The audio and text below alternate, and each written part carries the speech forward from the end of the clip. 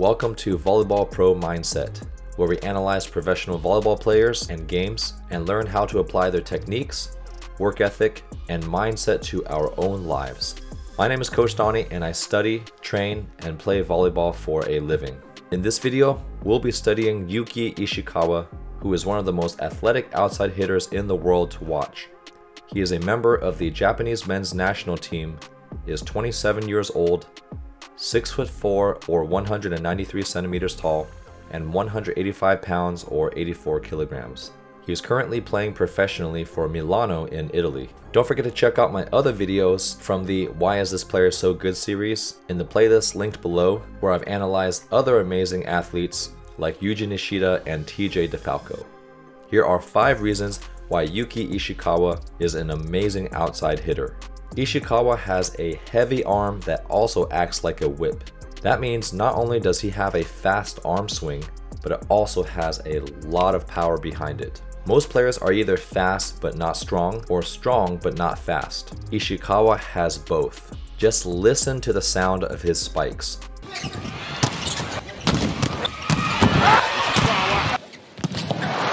Oh, huge power! He often spikes with so much velocity where the opponent has no time to react, or it overpowers them even if they can get into a good defensive position. The whip-like arm comes from his exceptional shoulder, spine, elbow, and wrist mobility, which gives him a very big range of motion for his arm swing technique. Notice that his arms are very loose and relaxed through the backswing of his approach to the elbow back loaded position through the entire arm swing motion. He opens up his whole body to the setter while maintaining an upright torso in the air, which allows him to add additional torque and vertical reach to his spikes. He can hit crazy sharp angles or do a no-look crossbody spike. This also makes him a powerful server where he can go off on a run of aces.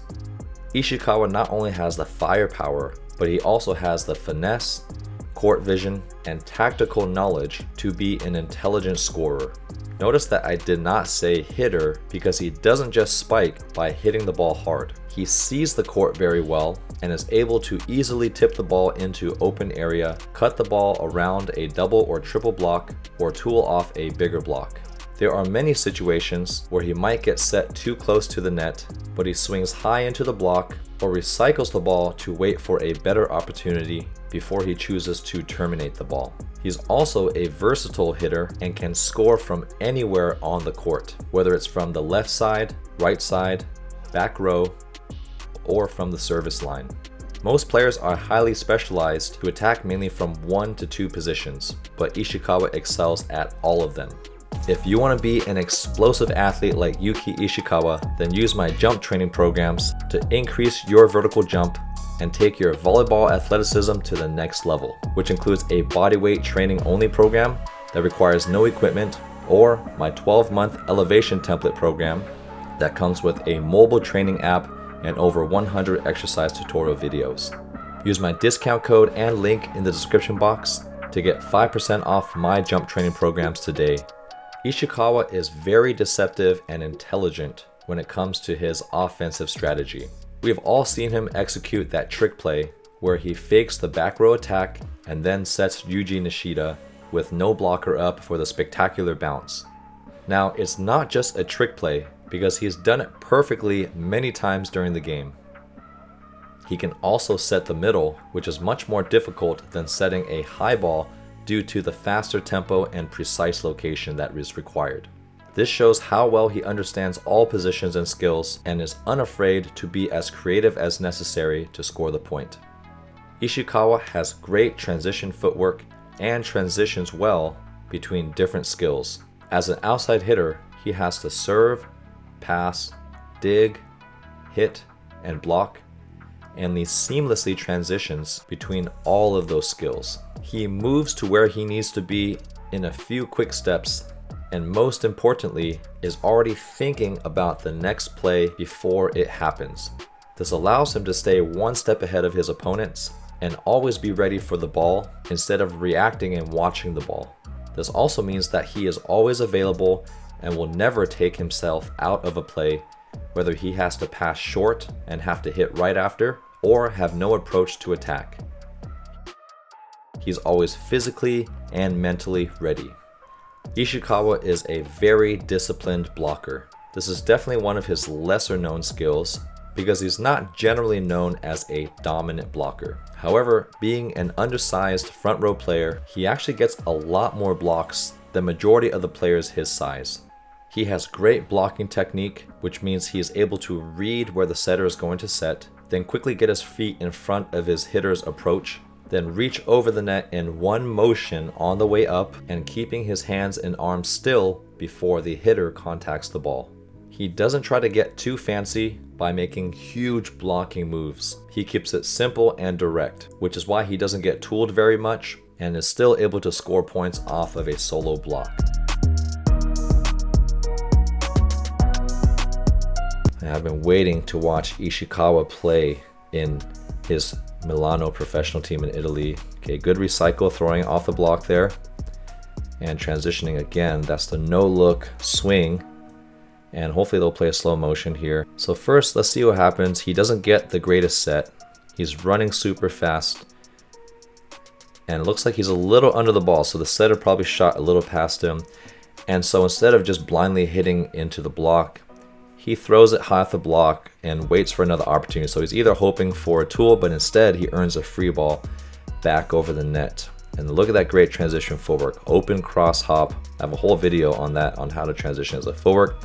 He waits for a better opportunity, and now the ball is slightly in front of him so he can accelerate and see how his body is facing one way and his body swings the other way. So during the replay, we'll see a better view of that. Okay, so he's open to the setter. We talked about that. See how his face and chest are completely facing the setter, and he's kind of facing into the angle, so that's why the right front blocker is diving into the angle, and then he goes cross body, ends up tooling on the outside arm. There he gets his feet set, and just a very patient block there, and you'll see how relaxed he is in his blocking posture position. So here he's in his neutral posture position, and he takes an early step. Looks like he's able to read that Brizard is going to set back, gets his feet stopped, gets in the way of his approach, and that's just very disciplined technique. He's not even drifting. That's really hard to do. So here he's kind of split base because he has to be ready to help with the middle. But something about, you see how he's already taking a step before the set. And then the angle of the approach is inward, hard into the angle. He gets his feet stopped right in front of the approach of the hitter. See how he reaches over in one motion, nothing fancy. He just presses over the net and he finishes back into the court so he doesn't get tooled there. Then we go straight to the ace there. Look at that, whipping the whole body into that corner. This is the signature Japanese two-hand toss here. Jumping one way, serving to the other way.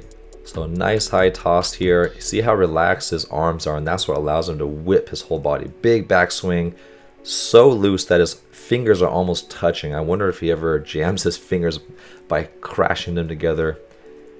Super loose, opening up to the court, and then torquing his body so he's facing one way and then he finishes away from his body. That's that shoulder mobility that we talked about, not just in hitting but also serving, able to face one way and then hit the other way. That's really hard to do. Let's see what this serve looks like here. Another killer serve, well handled by the other team though. Is he gonna run the Bic? Yes he is. And that's against, is that against Grebennikov? So another example of where he's able to face one way and then due to his vision, he sees, let's see, I don't know if he's hitting in the seam or to the right of the block, but his shoulder mobility is already leaning left as if he's going to hit to the left. And see how the blockers are diving in. He hits into, he sees the seam, and the libero reads him into the seam, but he doesn't react because the ball is just too fast. This guy has a whip of an arm. And beautiful transition footwork. Again, just throws it, makes it messy, but makes it work here. All right, so he holds traditional base and he reacts to help block the middle, or the Bic, actually, which is another form of the middle set from the back row. Then he lands, and as soon as he lands, like before the ball is dug, he's already transitioning out. 1, 2, 3, 4, 5, 6, 7. So just 7 steps. He's able to quickly transition and he's ready. And maybe he doesn't get the perfect set, but he just throws it into the block, making it difficult for the opponent. You don't always have to spike hard to score the point. Open back and just throws it. He sees that the blocker's a little bit off the net there. Robert Landy with a great serve. And there's that speed from Ishikawa. He's just fast. And even though the blocker's there, he just spikes with so much heat and range that it just ricochets off the block. See how fast his arm is. Now he can pass. Look at that great transition. So here he takes a huge serve from Lucarelli, keeps it high and right on the net, and he just goes full force.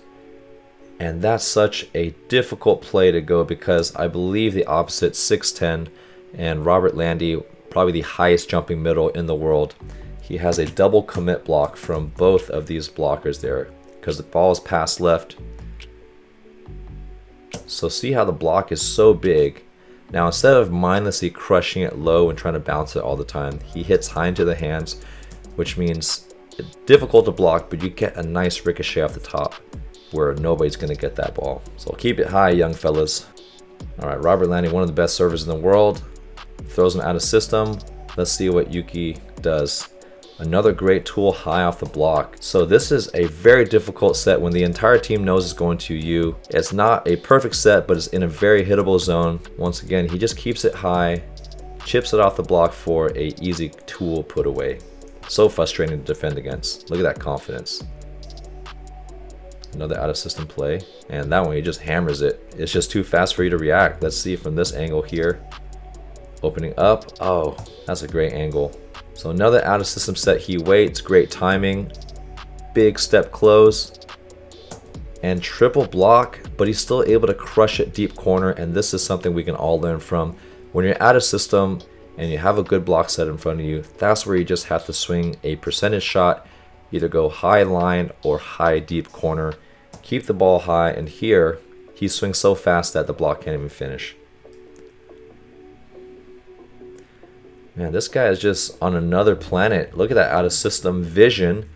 So we've seen Ishikawa tool off the block out of system. We see him crush hard angle, deep corner out of system. And now we get to see him roll shot with finesse. Now in a triple block, there's a couple holes here. You have a sharp angle hole and then you have right in the middle of the court. These corners are a little bit easier to defend because they're a longer distance, but he sees where the gap is in the block, just in zone 4 there. And everyone's on the heels because he's probably just been crushing it all game. Now that you've learned 5 reasons why Yuki Ishikawa is one of the best outside hitters in the world, let me know in the comments below why you think Yuki Ishikawa is a great outside hitter. If you enjoyed this video, please consider dropping a super thanks comment, or you can join my Patreon linked below, where you receive access to exclusive content like early access to my videos, monthly live Q&A sessions, my private blog, behind the scenes footage, and more.